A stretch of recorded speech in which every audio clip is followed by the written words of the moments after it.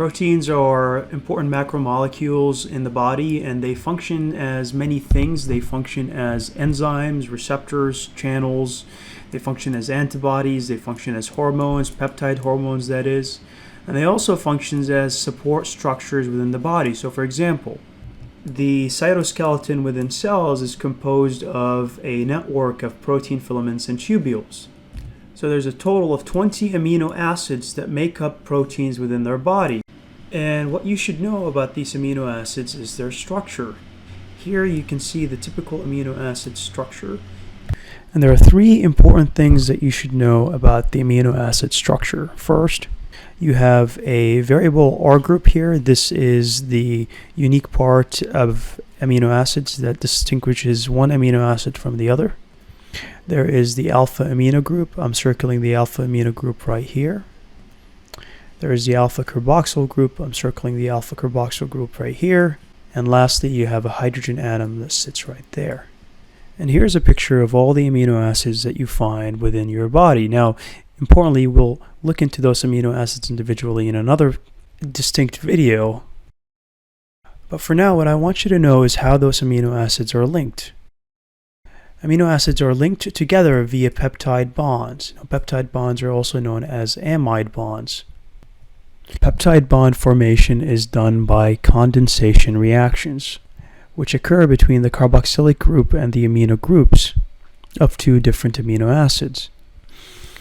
And that results in an amide bond, and we call that amide bond a peptide bond because it is formed between two amino acids. Now, condensation reactions are reactions in which two molecules combine together to form a singular molecule, usually with the loss of water. And so here exactly you lose water, and you can take a look here. You have a loss of water molecule. Now, proteins are also called polypeptides, and a polypeptide is a chain of amino acids linked together by peptide bonds. Importantly, within peptides or within polypeptide, each amino acid is called a residue. And when polypeptides are formed, or when an oligopeptide is formed, we'll discuss the differences later on. Basically, an oligopeptide is a shorter version of a polypeptide. But when they are formed, they're formed with a pattern that is created, and that pattern is called the NCC-NCC pattern. So here you can see the NCC-NCC pattern. Obviously, the dots represent carbon atoms. Peptide bonds are not the only bonds that you see in proteins. Another type of bond, aside from the peptide or the amide bond, is a disulfide bond. And disulfide bonds are covalent sulfur-sulfur bonds. They form because the thiol of one cysteine amino acid will react with another thiol of another cysteine amino acid within the polypeptide. And when one cysteine amino acid reacts with another cysteine amino acid, each cysteine becomes a cysteine. That's just a convention in terms of the names and terminology. But what you should understand here is that disulfide bonds are also sometimes called disulfide bridges, and they stabilize the tertiary protein structure. And if you're confused about what a tertiary protein structure is, that's fine, because we haven't discussed protein folding yet. We will discuss it in a bit. Now, to understand what a tertiary protein structure is, you need to understand protein folding. And what protein folding is it's a process in which the linear polypeptide that is formed is going to fold. It's going to fold to produce a specific 3D structure. This folding is necessary for the proper function of protein. So, for example, for a protein to act as a receptor, it needs to fold in a very specific way so that it forms the grooves necessary, the very, very specific grooves necessary to act as the specific receptor that it needs to act as. And if you have an improperly folded protein, that means that the protein is denatured. We call this a denatured protein. And denaturation is the alteration of the 3D shape without changing the peptide bonds. So basically, the peptide bonds are there, the amino acids are there as they should be. The problem is that the folding occurred improperly. And so there is an alteration of the 3D shape without changing of the peptide bonds. And many things can cause denaturation of proteins. Proteins are generally sensitive. So, for example, extremes in temperature or extremes in pH, the presence of some salt concentration, or even the presence of urea can all cause denaturation of protein, and thus an improperly functioning protein. And there are 4 levels of protein folding that you need to understand. The first one is the primary structure. The second one is the formation of the secondary structure. The third one is the tertiary structure. And the fourth one is the quaternary structure. Let's begin with the primary structure. With the primary structure, you have the linear sequence of amino acids bonding together to form a polypeptide chain. The secondary structure starts the folding process, and so the secondary structure is the start of folding that involves hydrogen bonds between the backbone amino groups and carbonyl groups. The tertiary structure is the distant amino acid interactions forming the 3-dimensional shape of the protein. And lastly, the quaternary structure are the interactions between different polypeptide subunits. The quaternary structure is formed by the same bonds as the tertiary structure. The only difference is the quaternary structures are interactions between different polypeptide subunits, whereas the tertiary structures are interactions between the same polypeptide.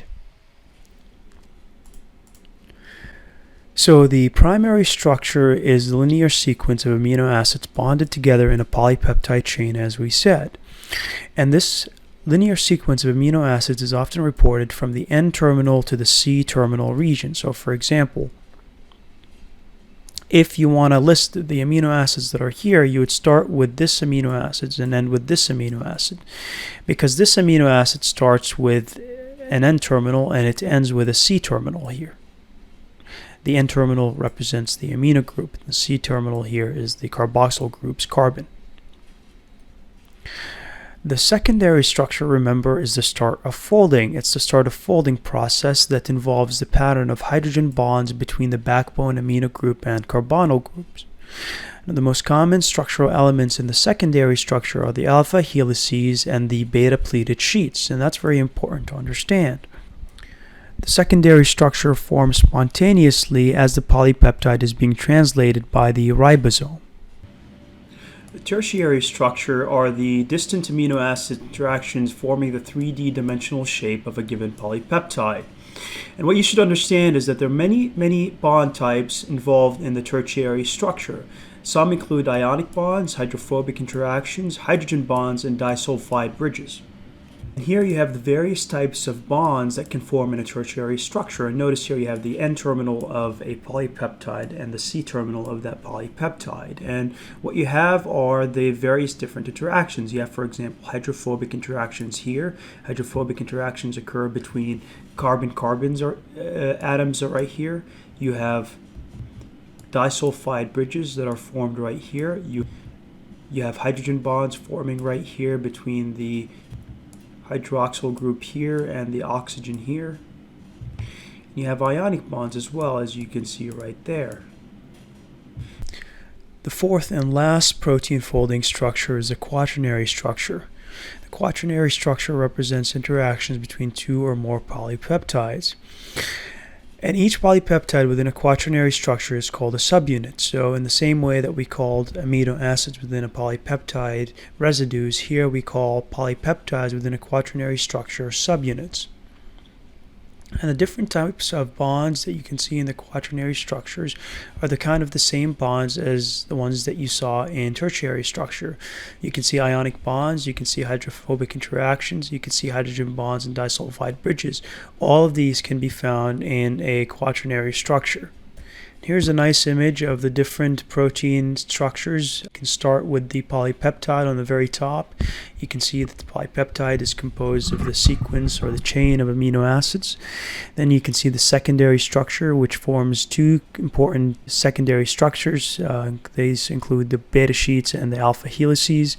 Then you can find the tertiary structures. It's composed of many different bonds. And then you can find the quaternary structures, which is basically a bunch of tertiary structures bonded together. And we call each polypeptide within a quaternary structure a subunit. Now, another important concept is that of proteolysis. Proteolysis is the hydrolysis of a polypeptide by another protein. Now, that other protein is a proteolytic enzyme, and we call proteolytic enzymes proteases. And one example of a proteolytic enzyme or a protease is trypsin. What trypsin does is it cleaves on the carboxyl end of arginine and lysine amino acids. Chymotrypsin is another important proteolytic enzyme or protease, and what it does is it cleaves nearby hydrophobic residues. So here you can see a picture of trypsin. What trypsin does is it acts as protease, or a proteolytic enzyme that cleaves at the carboxyl side of lysines and arginines. Now, trypsin is produced in the small intestine, and as a proenzyme, it becomes trypsinogen in the pancreas, which is the active form that cleaves at the carboxyl side of lysine and arginine. And chymotrypsin is a pancreatic digestive enzyme. That means it's produced by the pancreas. And what it does, as I said, is it cleaves nearby large hydrophobic amino acids such as phenylalanine, tryptophan, and tyrosine. All of these amino acids have aromatic rings that fits the hydrophobic pocket within chymotrypsin.